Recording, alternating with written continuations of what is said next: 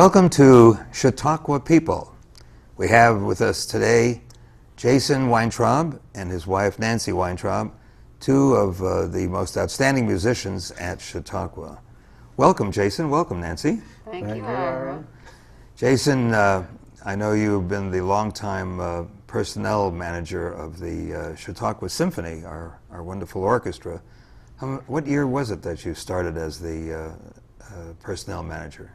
Well, I came to the Chautauqua Symphony in 1972 and became the personnel manager in 1992. So I was only in the orchestra 20 years before. They wouldn't let you be personnel manager until you'd been there 20 years, huh? Well, you know, anything before 20 years with the Chautauqua Symphony, you're still a newbie. Yeah. You do have a lot of people in the orchestra that have been member of the ensemble for a long time. Yes, we do. But it's a good orchestra. Nancy, have you ever been in the orchestra? I have played second piano. Second piano? Mm-hmm. Gee, I didn't realize there was a second piano in Well, there isn't all the time. Right. But sometimes. Saint-Saëns or something yes, unusual? Yes, Saint-Saëns, organ symphony. Yeah. Yes. That's great. Carmina Burana. How old were you when you started playing piano? Ira. I was 8. Oh, well, that's so young. I was only 3 when I started, and look what it did for me. Well, 8 is too late. She practices a lot. Yeah, I know. And you still play, right? Absolutely. Yeah, no, it's great. Do you give piano lessons too? No, I retired from teaching when we moved to Florida 10 years ago. Oh, okay. But before that, I taught a lot. I bet. Now you have some children, right? How many children do you have? 2 young men. 2 young men, and do they both play musical instruments? They both play piano. The older one plays clarinet, and the younger one plays violin. Good. And do they come to Chautauqua too, the Chautauqua Institution? Yes. Our older son bought a home here, Oh, around wow. the corner from where he grew up. That's great. Yes, That's and great. the other one likes to come here every summer, yes. That's great. Jason, do a lot of the members of the orchestra also have homes here in Chautauqua County? When we first came here in 1972, it was very unusual for an orchestra member to have a home. About half of us, or more than half of us, lived on the grounds. But over the years, as Chautauqua has changed and gotten more expensive, most of the orchestra people now live off the grounds, and I would say about half of us have purchased homes here in Chautauqua County. Everything from downtown Mayville, you know, a city dwelling, to a 60-acre farm out on the Putnam Road. Yeah. So we have virtually every style of accommodations represented in the Chautauqua Symphony. I've seen one of those farms that Grant Cooper has. Yes. Very, very interesting place. Approximately how many members are there of the Chautauqua Symphony? We have 74 full-time members. As I think you know, we come from all over the country and really from all over the world. We have several members. They're Americans, but they play in orchestras in other countries. Foreign orchestras. Yeah. Wow. So we are really a melting pot of the Chautauqua Symphony. And I know that it's certainly a very professional orchestra. I know one of your bass players sometimes plays with the Metropolitan Opera Orchestra, New Jersey Symphony, and I know a number of them play with other orchestras in the area. Can you think of other orchestras that the members are normally members of? Okay. Well, we have a number of members. I would say about half of our membership plays full-time with orchestras. The other half are college professors who used to play with orchestras, or freelancers. That's a big one. And that freelancing in music, classical music, is a tough thing. You got to be pretty good to do that. Right. One thing they all have in common is a great deal of experience. It's hard to play music of the type that we play when you do it on just 1 or 2 rehearsals, unless you already have played the tune before. Right. So most of our people are very experienced. We have people that play, you mentioned the Met, but the New York Philharmonic, one of our bassoon players plays with them quite regularly as a substitute musician. Right. St. Louis Symphony is represented, the Seattle Symphony, the Dallas Symphony, many North Carolina Symphony, many of the orchestras around the country. Right. Is it difficult to get people to play with the Chautauqua Symphony? Do people like to come here in the summer, or do you have trouble getting people to agree to play? You mentioned that longevity is a cornerstone of the Chautauqua Symphony. It's a place people love to come back to. It's a real challenge, you know, when you play in an orchestra like one of the ones I've mentioned, and most concerts are prepared in 4 or 5 rehearsals. Sure. We do everything in 1 or 2 rehearsals. So it's a professional challenge to play with the Chautauqua Symphony. And the people that come here and stay here, they love that challenge. But don't you have a lineup when an opening comes? When we do have an opening, we have literally dozens of people. People that apply. Applied, yeah. Yeah. What is the process to apply to play in the orchestra? Because I do know occasionally you have openings. I think you're going to have an opening in the cello section this Yes, season. actually right at this moment we have 5 openings because since we've been without a music director for the last 3 years, part of the process involves the music director. Right. The process of hiring. So we have sort of built a little backlog. We have 2 violin, 2 cello, and 1 viola openings right now. But that will change. We've changed our contract so that we can now fill those positions with or without a music director, and so we will be holding auditions. And it's quite a considerable process of first applications with resumes, and then tapes, and then a live audition for the finalists. Yeah, I bet it must be very nerve-wracking for everybody concerned. But taking an orchestral audition is one of the most nerve-wracking things that I can think of. Yeah, I'll bet, yeah. Nancy, tell me a little bit about your piano playing. I know you used to teach piano, and now do you still play occasionally in groups? I know you and Jason have, what, a duo that you sometimes play different places? Yes, Jason and I are the Weintraub duo, and our concerts consist of our playing together and my playing solos. So I do both. And you have a couple of CDs out? Yes, which we made at Lene Hall at Chautauqua. That's great. Well, we live in Florida, and we play mostly at retirement communities in Florida, of which there are 2 or 3. And 2 or 3, yes. 2 or 3, dozens, hundreds. And up here, we usually, before the season and after the season, the Chautauqua season, we play for the Rhodes Scholar, formerly Elder Hostels. Right. So we play quite a bit during the year and as the Weintraub duo. Do I recall correctly that you've also played on cruise ships? We did. Yeah. We were employed by Celebrity Line for 3 years. That must have been fun. Oh, it was wonderful. Yeah. And I do play the bells in the Chautauqua Community Band. The bells? Yeah. Tinkle, tinkle, tinkle. Okay. When does the community band play? Because I know they don't play all the time. When do they perform? We play on July 4th and Old First Day. Old First Day. That's in August, right? Yes, first Tuesday. Of the anniversary of the founding of Chautauqua, Yes. the institution. Right. The bells. That's an interesting instrument. Do you enjoy playing the bells as much as you enjoy playing the piano? Well, I wish I had more mallets. You know, I have 10 fingers, but only 2 mallets. That's great. That's great. Jason, besides being the personnel manager, we haven't even mentioned the fact that you play a few instruments. Tell us about some of the woodwind instruments that you play and any other instruments that you play. Well, my job in the Chautauqua Symphony since 1972, since I came here, is the English horn position. So that's my main instrument. That also requires me to play the oboe sometimes. But when we lived in Atlanta, Georgia, I was a freelance musician.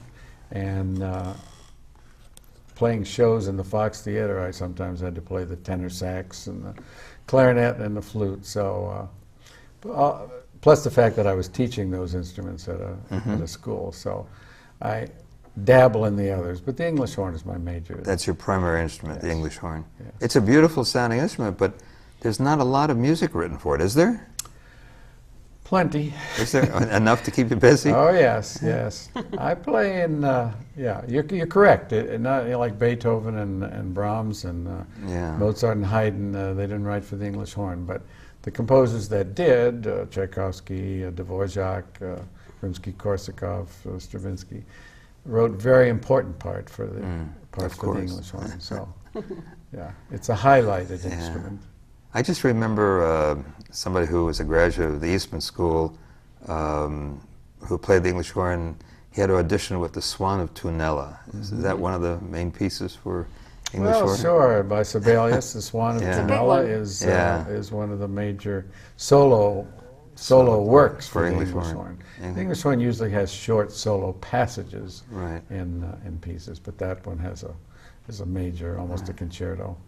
So when the Chautauqua Symphony is performing on the stage in the amphitheater, and there's a place for the English horn, do you just come in and play that particular piece, and then after the piece is over, maybe during intermission, step out the orchestra? How does that work when you're such a key player, but with a specific instrument like that? Pretty much as you just described, and I'm not alone now. The contrabassoon, the piccolo, the bass clarinet, we're all the specialty instruments. Even the trombones don't play in every piece.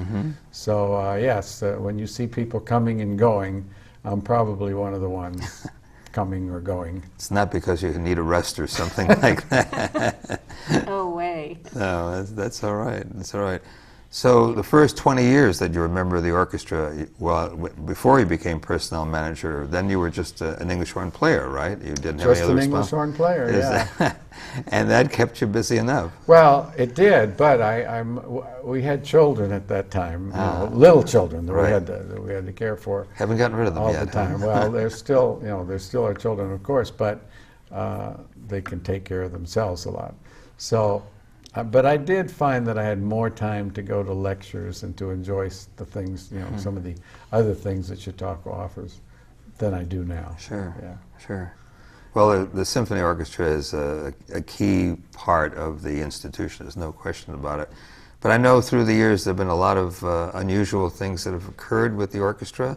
I recall a couple of years ago when we lost power, and right in the middle of a symphony that I think Christopher Seaman was conducting, and we had to stop. But can you think of some of the other more unusual occurrences for the symphony? A conductor who just kind of flew off the handle, or something unusual?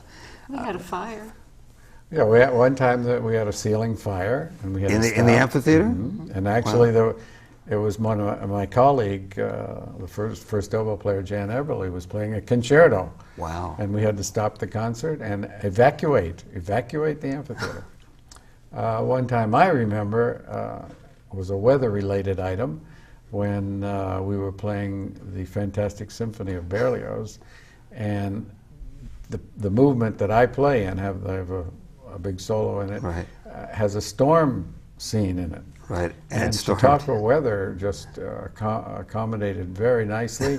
We were right in the middle of it, and the rain started coming down literally sideways. And you could see the people in the amphitheater, moving in. And it was a very effective storm scene that night. Nancy, do you have any memories of times in the amphitheater that especially moved you? Absolutely. Oh, I've been to many lectures that moved me. But one afternoon I was at the lake, and this was in Mayville, and as I drove home, I heard on the radio that there was a blackout, and I thought to myself, oh, those poor people. And then I realized that I was part of it. When I got to where I expected electricity and there wasn't any. And that was the night I fell in love with the Chautauqua audience. Because Marty Merkley announced that we can have the first part of this concert while it's still light out. And then we are going to have to send you home, and you won't be able to hear the Brahms. And the audience went, oh. They were disappointed, huh? Right. I love them for that. Yeah, that was great. There have been a lot of wonderful experiences with the orchestra, and for sure. and with some of your soloists too. I'm sure some of the soloists have had problems occasionally, or maybe forgetting music or something like that. Ira, you're looking for problems here. You're looking for trouble. No, but I would like to mention a couple of the soloists because Sure. we have sort of nurtured here at Chautauqua. There are a number of soloists with pretty substantial names now who got their start. Not exactly the start, but they were first featured here at Chautauqua. Good point. Emmanuel Axe is one of them, the pianist. And he has come back a number of times. I've seen him play the Brahms, one of the Brahms concertos. Yeah. And Joshua Bell played here as a very young man, Wonderful violinist. several times. Right. And now we are currently in the midst of a couple of young soloists who are making names for themselves. Right. Alexander Gavrilyuk, absolutely phenomenal pianist. Right, he is. And Augustin Hadlick, both of whom are going to play again with us this summer. Right. And both of whom, when they come back, they say, oh, they just love coming back to They do, Chautauqua, don't they? Because it's where they feel like they got their Their start, start. and everybody's been so friendly, the orchestra Right. and the Chautauquans, and everybody is so warm to them. That's So I know that Alexander enjoys bringing his family here and introducing his family to when Chautauqua. he first came, he didn't have any family. Right. I mean, he got his wife, and then he got his baby, everything Yeah. all since he's been coming to Chautauqua. Well, Chautauqua is a great place for families. There's no question No about it, question and about it. the orchestra is part of that. Now, the two of you, at one time, I know, used to live in Mayville, but have moved, and now you have. Oh, actually, is your address still Mayville? Yeah, we used to live in Mayville. The address is Mayville, No. yes. Mayville. It's exactly 1 mile from The grounds. Yes, from the closest gate. Well, it's the Moore Road. Yeah. We live on the Moore Road. We used to live at the corner of Maple and 394. Now we live on Moore Road. We enjoyed both places. I loved living in Mayville. I mean, what more do you need? You got your grocery store, your hardware store, your gas station, your post office. Couple of restaurants. Couple of restaurants. Yeah. Yeah. I mean, Mayville has it all. Really, Mayville has everything. One of everything, but has it all. That may be the first time anyone's ever said that on television. That Mayville has it all. That's great. That's great. No, you have a beautiful home, and it is very lovely, and you have a wonderful family. Do you have grandchildren also? We have 6. And are you training them for music? That's not my job. I'm always available for a piano lesson if anybody will take one. Are they old enough yet for piano lessons? Yes. We Yeah. are expecting our 6-year-old twins tomorrow, Oh, great. and they'll go to club and children's school. That's great. Yes. That's really wonderful. And then we have a 7-year-old granddaughter who was just in a musical, not a children's musical, a college musical that needed one child, and Right. she was in it. She sang, she danced, she had lines. I mean, we were That's great. all puffed up. I think that's wonderful. Well, it's great that you have a family, and it's great that the family can visit you at Chautauqua. And there's so much to do for the children as well as the adults. There's all sorts of things I know. As you know, Chautauqua gets in your blood. I mean, Yeah. if you're one of the people that falls in love with Chautauqua, then you can't stay away. And if you raise your kids there, you hope that they will, come back. And, Sure. and we're lucky that ours are doing that. It's heaven. It is. It is very nice. Returning back to the Chautauqua Symphony Orchestra, I know that the orchestra has a great history. I think it's, over 80 years old now? This is our 84th season. We started 84th. in 1929. Wow. So we don't quite have any original members up there, but But close, right? You got a couple that are in their 80s. but the orchestra has been, continuously performing Right. 3 nights a week since 1929. Actually, in the early days, they sometimes did a Sunday matinee radio broadcast. Wow. In addition to the 3 nights a week. So But, we are a busy orchestra. We play 3 nights, all different concerts. So that's why I say everyone is prepared in 1 or 2 rehearsals. Every Tuesday, Thursday, and most Saturdays. Yes. Sometimes Saturdays the concert's a little different, right? Sometimes Saturday pops. is usually a combination where we perform with one of the other arts organizations.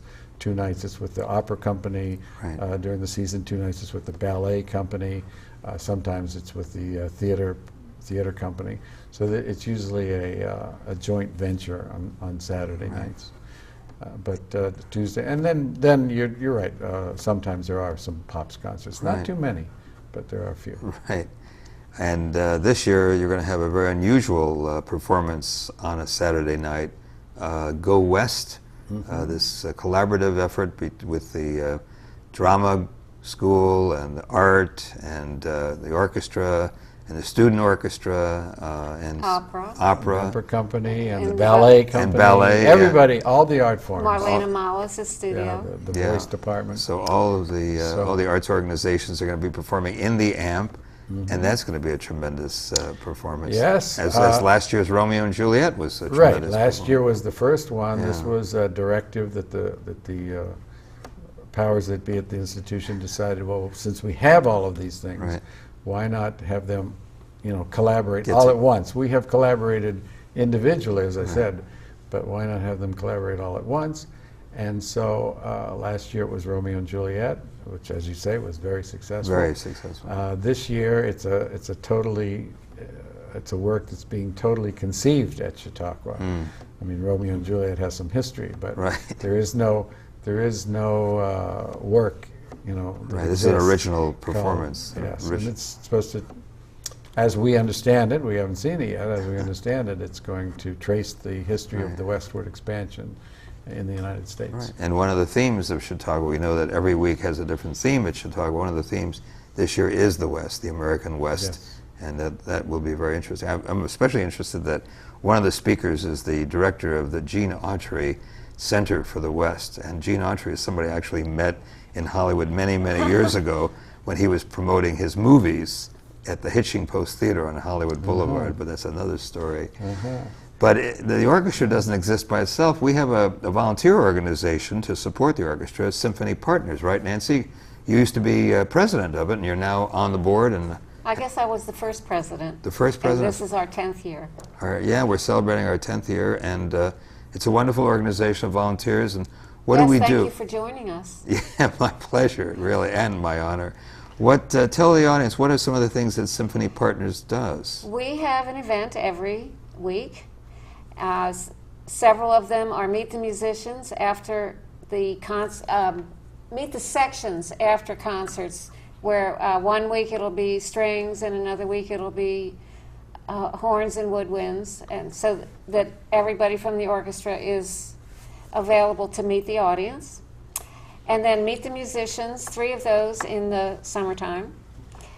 Linnell Morris is in charge of that, and she comes up with wonderful programs about being a musician, about being in the orchestra. She's very, very creative. And we have a picnic. Right. And sometimes we even get members of the orchestra or sometimes conductors to come speak to the audience or speak to groups that meet in either Smith Wilkes Hall or... Yes, last summer we had a few lectures.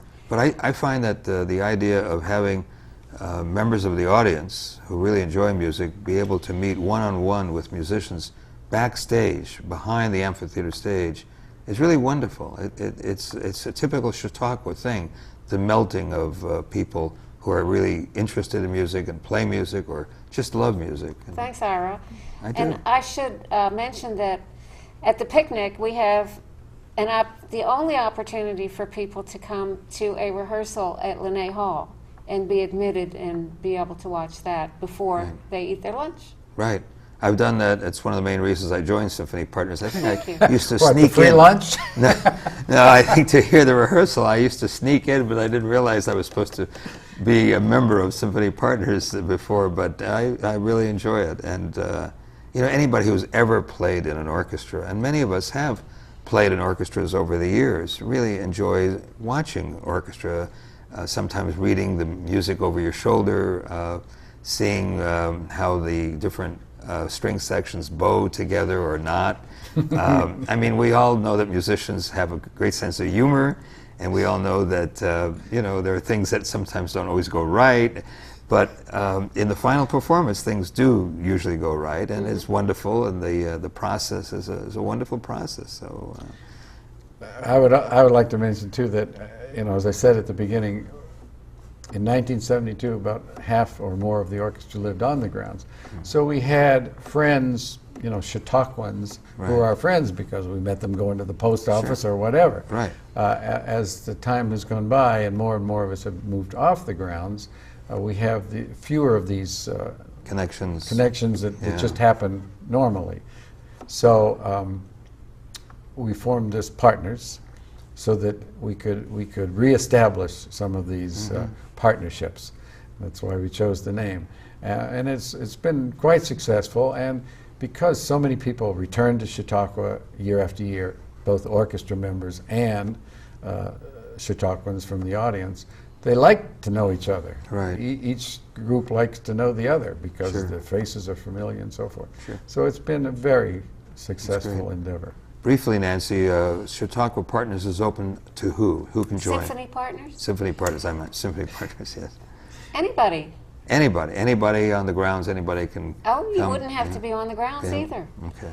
Oh, it's a $20 membership for the entire family or $10 for a single. Good. Well, it's certainly a worthwhile organization. And the symphony, I think the symphony likes having partners. No question isn't it? about it. I mean, as I say, we like the fact that we know personally many members of our audience, so we're not just playing for a bunch of faces out in the seats. We're playing for our friends, in many cases. In the 1 minute that we have left, Jason, what do you want people to know about the orchestra, the symphony orchestra, just really briefly? Well, we give 3 concerts a week. We play the greatest music ever written. Right. There are many community nights, our symphony nights, so the fee is much less than on other nights. And Chautauqua, as you know, is a great place to just walk around and enjoy the ambiance.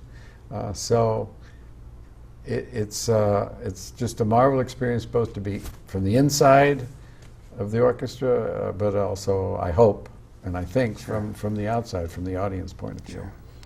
Well, I really enjoyed learning more about both the Chautauqua Symphony and about Symphony Partners, and about both of you. Didn't have a chance to ask you too many personal questions about how you met and other things, but it's been a pleasure having both of you here today. And I hope more people come to Chautauqua and listen to the Chautauqua Symphony. So with that, I want to wish you a good evening, and thank you very much for watching us today. Thank you, Ira. Thanks, You're welcome. Ira. Thanks for being here.